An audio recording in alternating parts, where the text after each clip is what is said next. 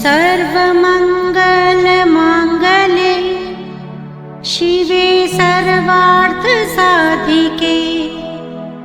शरण्ये त्र्यम्बके गौरी नारायणी नमोऽस्तुते।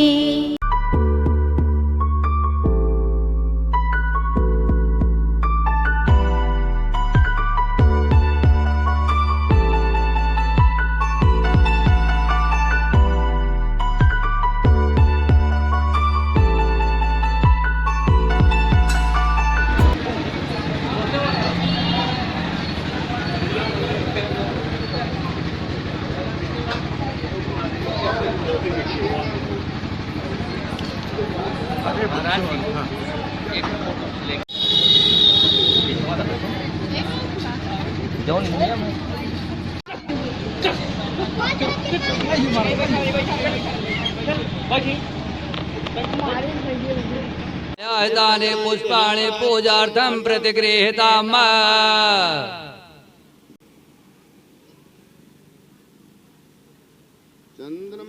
पूर्णं पवित्रं पापनाशनम् आपदां हरवे नित्यं लक्ष्मी तिष्ठति सर्वदा।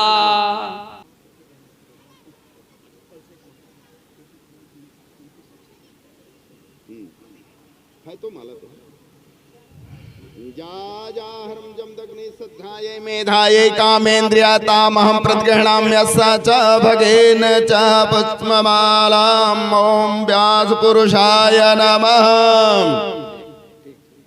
में अदस्वीरगं सर्वगुणगं सस्ते आत्मसन प्रजासन पस्सन लोक सन भय सनिकनि प्रजां बहुलां मे करुतन्नोपयोरे तो अस्मासु धत्त आरति जग पावन पुराण के मात चरित्र विचित्र खान के देवी भागवत अतिशय सौंदर परमहंस मुनि जन मन सुख कर मल ज्ञान रवि मोहति मेर हर अरति जग पावन न पुराण परम मधुर सुषमा वितान के आरत सिर पर पावन पुराण के कलिगल बेस बेसम निवारिणे योगपति भोग सोयोग प्रसारिणे मानंद सुधा विस्तारण सुमौषधया ज्ञान हान की आरति जग पावन पुराण के तत सकल सुमंगल दायिने सन्मति सदगति मुक्ति प्रदाय तन नित्य विभूति विधाय परम प्रभा पर तत्व ज्ञान के आरति जग पावन पुराण के आरती अशांति भ्रांति भव भंजन पाप ताप माया मद गंजन सुचि सेवक मन मानस रंजन लीला रस मधुमेह विधान के आरति जग पावन पुराण के भागवत भगवान की जय नी जगदम्बा के जय लई की जय सरस्वती की जय सरस्वती की जय। मैं आदिशक्ति जगत जननी जगदम्बा को प्रणाम करता हूँ।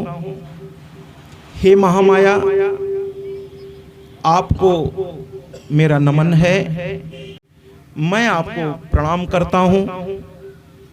और हे माता, आप तो आदि अनादि अनामय अविचल अविनाशी अमल अनंत अगोचर अज आनंद राशि।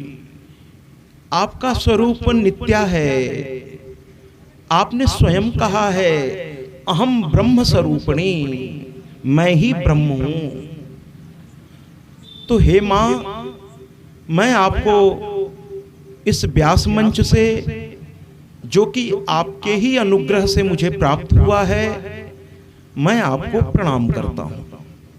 हे जगत जननी, हे जगदम्बे, आपको मेरा कोटि कोटि प्रणाम। और हे मां, जो इस ग्राम के देवी देवता हैं, जो इस ग्राम के कोतवाल हैं, देवताओं में भी हर ग्राम के एक देवी देवता होते हैं, और उस ग्राम की रक्षा के लिए एक कोतवाल भी होते हैं। जैसे हमारे प्रयागराज में उस नगर के जो देवी देवता हैं वो बेणी माधव हैं, हमारे प्रयागराज के कोतवाल हनुमान जी हैं। उसी तरह काशी के देवी देवता, वहां के इष्ट जो है महादेव हैं, गौरी शंकर, और कोतवाल हैं भैरव। तो हर नगर के एक देवी देवता होते हैं और एक कोतवाल होता है। समस्त देवी देवताओं को प्रणाम करता हूं। और जैसा कि होता आया है कि राम कथा में कहीं न कहीं दृश्य अदृश्य रूप में हनुमान जी पधारते हैं, उसी तरह भागवत में हम लोग कथा के भाव में आए। पुनः मैं आदिशक्ति जगत जननी जगदम्बा को प्रणाम करते हुए, आदिशक्ति जगत जननी जगदम्बा को प्रणाम करते हुए, यहाँ के समस्त देवी देवताओं को प्रणाम करते हुए, दृश्य और अदृश्य जो उपस्थित है मैं उनको प्रणाम करते हुए माँ की इस पावन कथा को मैं प्रारंभ करता हूँ। आज आइए चलते हैं माँ की कथा की ओर। कल हमने ब्रह्मा जी को सृष्टि की चिंतन करते हुए छोड़ दिया था। सृष्टि का जो चिंतन है, मां ने आदेश दिया कि हे पुत्र, तुम सृष्टि की रचना करो। लेकिन ब्रह्मा जी को समझ में नहीं आ रहा था कि सृष्टि की रचना हो कैसे, क्योंकि पंच तन मात्राएं हैं ही नहीं। क्षितिजल पावक गगन समीरा, पंच तत्व से बना शरीरा, ये सब मौजूद नहीं है वहां पर। केवल पंच तत्व में से एक तत्व वहां दिखाई दे रहा था ब्रह्मा जी को, बल्कि दो तत्व, एक जल और दूसरा आकाश। बाकी के तीन तत्व वहां नहीं थे। तो ब्रह्मा जी बड़े परेशान कि जब पंच तन मात्राएं हैं ही नहीं तो सृष्टि की रचना हो कैसे। ब्रह्मा जी ध्यान में मग्न हो गए। कल की कथा में इस पर चर्चा हम लोगों ने की। फिर मधु कैटभ का जन्म हो गया विष्णु भगवान के कर्ण के मल से। और मैंने कल बहुत सारी बातें कही जो फेसबुक पर, यूट्यूब पर तो बाद में आएगा, लेकिन सारे सोशल मीडिया के चैनल पर यह कथा लाइव चल रही है। 117 देश इस कथा को देख रहा है, इसीलिए मैंने माइक को इतना महत्व दिया। एक तो माँ की कथा आप तक अच्छे से पहुंचे, और दूसरा केवल ये कथा यहाँ नहीं हो रही है। इस समय 117 देश के लोग सोशल मीडिया के द्वारा पहले से हम लोग बता देते हैं कि फला जगह पर इतने समय पर माँ की रसमयी कथा होगी। तो लोग अपने अपने मोबाइल्स ऑन करके बैठ जाते हैं। और खास तौर पे जहाँ जहाँ मेरी कथाएं अब तक हुई हैं, वहाँ के भक्त की माँ की कथा है, आनंदमयी है, तो वो जब इसका आनंद ले लेते हैं तो वो सुनने को आतुर रहते हैं। तो ये कथा केवल यहाँ नहीं चल रही है, नेट के माध्यम से 117 देश इस कथा को देख रहा है। आप भी देख सकते हैं यहाँ की हर घटना को, माँ की कथा को, यहाँ के भक्तों को आप भी देख सकते हैं। फेसबुक पर जाइए और सत्याजी महाराज, आप उसके सर्च पे बोलिए और उस पर फ्रेंड रिक्वेस्ट भेजिए। हमारा जो स्टाफ है आईटी सेक्टर, चाहे वो प्रयागराज में जो लोग बैठे हैं या जो ये बालक यहाँ है, वो तुरंत उस रिक्वेस्ट को स्वीकार कर लेगा और आप यहाँ की कथा को मैं आज हुई कथा को रात 11 बजे से आज हुई कथा को भी आप देख सकेंगे सारे सोशल मीडिया के चैनल पे, चाहे फेसबुक हो, इंस्टाग्राम हो, ट्विटर हो, टेलीग्राम हो, सारे सोशल मीडिया एक्टिवेट हो जाते हैं। मैं इसलिए बता रहा हूं कि आप आज की कथा का आनंद आप अपने फेसबुक पर भी 11 बजे रात के बाद ले सकते हैं और यूट्यूब पर ये कथा 15 दिन के बाद पूरी साज सज्जा के साथ ये आ जाएगी, पूरी 9 दिन की कथा। इस समय ये जो बालक खड़ा है ये नेट के माध्यम से यहाँ की घटना को प्रयागराज भेज रहा है। वहाँ 2 इंजीनियर्स बैठे हैं बड़े स्क्रीन पर, वो एडिटिंग कर रहे हैं लगातार इस कथा को। इसीलिए हम डिस्टर्ब हो रहे थे, क्योंकि उनको जब साउंड नहीं मिलेगा वहाँ पर तो वो फिर फोन करेंगे इस बच्चे को कि हमें साउंड नहीं मिल रही है, फिर ये बच्चा परेशान होगा। इसीलिए मैं उसको एडजस्ट करा रहा था कि यहाँ से साउंड उन तक ठीक से पहुँचे इस नेट के माध्यम से, और वहाँ एडिटिंग होगी और रात 11 बजे यहाँ की पूरी कथा ऑन एयर हो जाएगी। कोई भी कहीं से भी बैठ करके मोबाइल पर इस कथा को लाइव देख सकेगा। ये लाइव जा रही है महाराज, इसलिए थोड़ा साउंड को मैंने इतना ध्यान दिया। तो आइए माँ की कथा की ओर चलें कि माँ की जो कथा है, यहाँ ब्रह्मा जी सृष्टि करने के लिए बेचैन हो रहे हैं, लेकिन सृष्टि हो नहीं पा रही है महाराज, सृष्टि हो नहीं पा रही है और बहुत ही परेशान है। हर तरीके से वो बहुत ही दुविधा में है कि क्या किया जाए, कैसे हो ये कथा, कैसे आगे बढ़े सृष्टि की रचना। अब ब्रह्मा जी को कुछ समझ में आया नहीं, तो ब्रह्मा जी ने क्या किया कि माँ को याद करना शुरू कर दिया। आइए ना एक स्तुति से माँ को हम याद करें, एक स्तुति से। जय भगवती देवी नमो वरदे, द्वितीय दिवस। जय भगवती देवी। भैया गाने पे भी ध्यान दीजिएगा, उसी तरह बजे जैसे मांग सिंदूर। आइए ना, ब्रह्मा जी माँ की स्तुति कर रहे हैं, तो हम सब भी माँ को स्तुति करते हैं, अपने अपने स्थान पर ही हाथ जोड़ते हैं और कल्पना करते हैं कि जगदम्बा साक्षात इस पंडाल में विराजमान हैं। तो ब्रह्मा जी के साथ हम भी माँ की स्तुति करते हैं। और ये जो गाना बजने जा रहा है, ये वही जो प्रयागराज के वो फर्म है, उसने इस करीब 9 दिन के गाने को बहुत हाईटेक तरीके से बना करके दे रखी है। और ये गाना जो बज रहा है, इसको मैं स्पेशली डॉक्टर साहब को बताना चाहूँगा कि ये वैष्णो देवी में जो लाइव आरती होती है, तो वहाँ के जो संत गाते हैं, ये गाना वो है डॉक्टर साहब। इसलिए हम सभी हाथ जोड़ेंगे। ये वैष्णो देवी की आरती में वहाँ के संत गाते हैं। आइए ना इस गीत को सुनते हैं। जय भगवती देवी नमो वरदे, जय पाप विनाशिनी बहु वरदे। जय भगवती देवी नमो वरदे, जय पाप विनाशिनी बहु वरदे।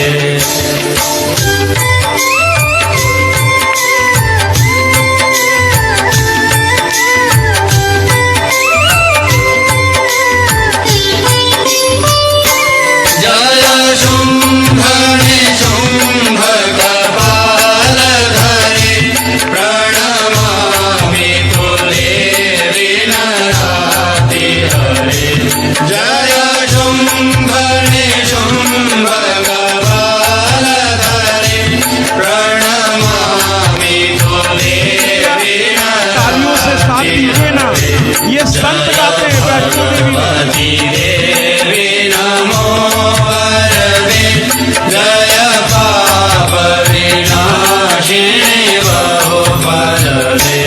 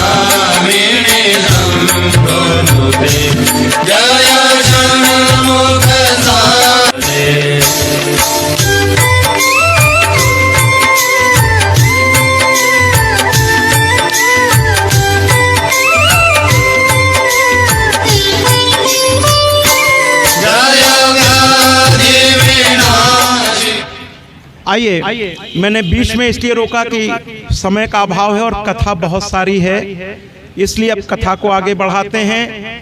तो माँ की स्तुति हुई, थोड़ा भी आवाज, माँ की स्तुति हुई और माँ जो है सामने फिर से देवी भागवत में माँ प्रकट हो गई। थोड़ा और बढ़ा दीजिए आवाज। देवी भागवत में फिर से एक बार माँ प्रकट हो गई, ब्रह्मा जी के सामने मुस्कुराती हुई खड़ी हो गई और कहने लगी, हे पुत्र, क्यों याद किया मुझे, क्यों याद किया।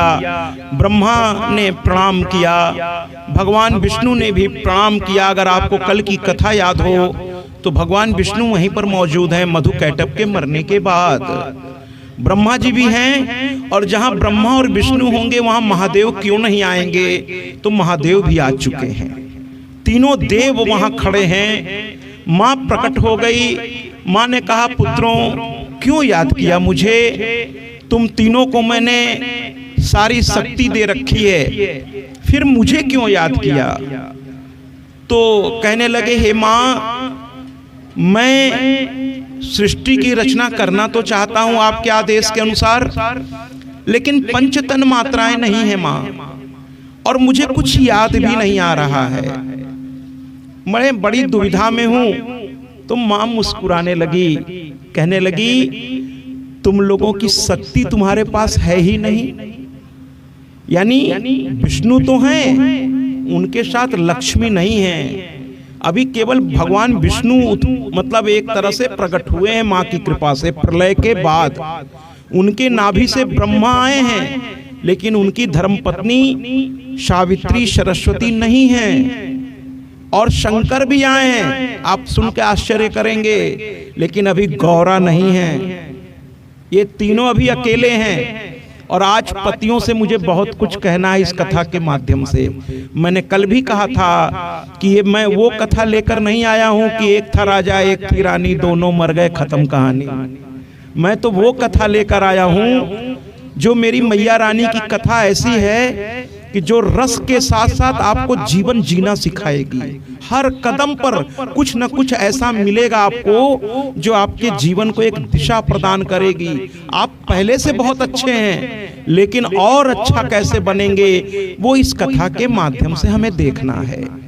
आज पतियों से मैं नहीं, मेरी क्या हस्ती, मेरी मैया आज पतियों से क्या कही है, अभी मैं उस पर आऊंगा। अभी तो पहले मैया के घर पहुंचना है।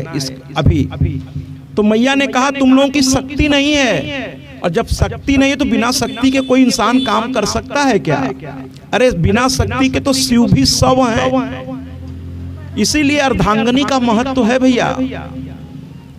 देखिए, बहुत से पुरुष कहते हैं अपने घर में कभी कभी गुस्से में बोल जाते हैं, है ना। मैं सबकी बात नहीं कर रहा हूं, कुछ लोगों की बात कर रहा हूं कि अरे मैं इतनी मेहनत से कमाता हूं और तुम पैसों को इधर उधर। अरे भैया, आप अकेले नहीं कमाते हैं, आपको लग रहा है कि आप अकेले कमा रहे हैं, लेकिन ये जो घर की महिलाएं हैं ये भी आपके कमाई में बराबर की हिस्सेदार हैं। अब आप कहेंगे, महाराज ऐसे कैसे, हम बताते हैं। ये घर को संभालती हैं महाराज, हर घर की चीजों को अपने में समेटती हैं, तब आप निश्चिंत होकर बाहर काम करते हैं। जिनके यहाँ स्त्रियां नहीं हैं उनको दोनों ओर देखना पड़ता है जी। जब अच्छा लगे जोरदार तालियां बजाए कीजिए, मुझे पता तो चले कि मेरी बात आप तक पहुंच रही है महाराज, तो जरूर तालियां बजाया कीजिए।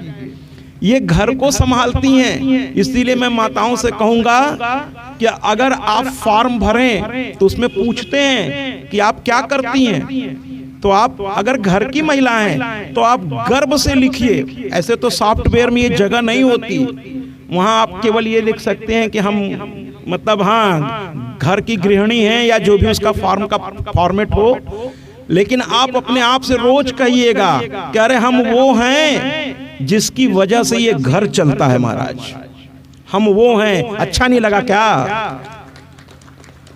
एक बार जनसंख्या वाले एक घर में प्रवेश किए और सबके बारे में वो लिखते हैं, तो पूछते पूछते अंत में उस घर की महिला पर आए और उस ससुर का आवाज, उस ससुर की बात सुनिए। ऐसे आदरणीय पिता समान ससुर को मैं प्रणाम करता हूं। जब अपनी बहू का उन्होंने परिचय कराया तो इस प्रकार कराया, जनसंख्या वालों से कहा, ये वो हैं जिनसे हम सबकी सांसें चलती हैं। ये सुबह 5 बजे से उठ करके रात्रि 10 बजे तक हम लोगों के अगर साथ ये न रहें, किसी को टिफिन देना है, किसी को सर्विस में जाना है, ये बेचारी किचन में जो लग जाती है महाराज, फिर इनको ये होश नहीं रहता, बच्चे को टिफिन देना है, पति को काम पे जाना है, उन्हें भोजन देना है ना, अपना इनको होश नहीं रहता। रात दिन अपना पूरा सब कुछ लगाकर और अपना सर्वस्व अपने माता पिता, अपने बाबुल का घर छोड़कर आपके घर को अपनाई हैं। क्या इनको सम्मान नहीं देना चाहिए? मैं इनको प्रणाम करता हूं। अपना अस्तित्व मिटा करके जो अपने परिवार को चलाता है, ऐसी माताओं को मैं प्रणाम करता हूं। मैं ये नहीं कहता कि आप काम नहीं करते महाराज, आप भी बहुत करते हैं, आप भी बहुत करते हैं। अगर माँ पृथ्वी है तो पिता आकाश है। पिता तो वो सूर्य है जो स्वयं तपता है लेकिन दूसरों को प्रकाश देता है। अरे भैया, पिता तो वो है जो स्वयं धूप में रहता है लेकिन बच्चों को एसी में सुलाता है। ऐसे पिताओं को भी मैं प्रणाम करता हूं। तो कुल मिलाकर के महाराज, ये दोनों ही गृहस्थी के 2 पहिया हैं। दोनों का बराबर का श्रम होता है, किसी का कम नहीं, किसी का ज्यादा नहीं। इसलिए कभी अपने धर्मपत्नी से ये मत कहिए कि ये सिर्फ मेरा पैसा है। वो घर संभाल रही हैं इसलिए आप बाहर कमा रहे हैं, तो बराबर का अधिकार दीजिए उनको। हाँ, जहां कोई फिजूल खर्ची हो वहां समझा दीजिए, लेकिन बराबर का अधिकार दीजिए। उनको ये लगे कि ये घर, ये पैसा, ये परिवार, ये मेरा भी है, उतना ही है जितना इनका है। उनसे हिसाब मत मांगने लगिए महाराज।